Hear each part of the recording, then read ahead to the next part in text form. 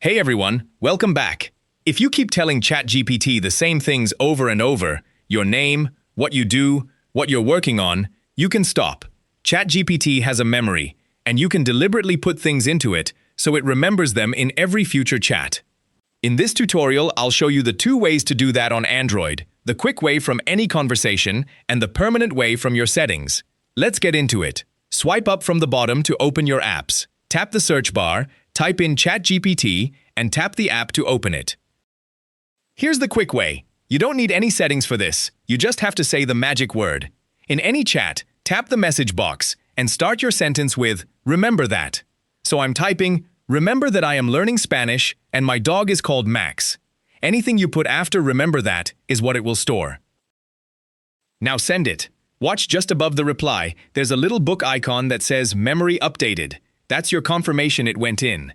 And ChatGPT answers, "Got it. I'll remember that you're learning Spanish and that your dog is called Max." From now on, in any new chat, it already knows both of those things.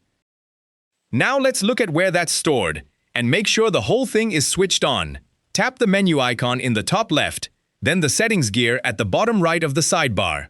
In Settings, under the heading My ChatGPT, tap Memory, and the memory page opens up.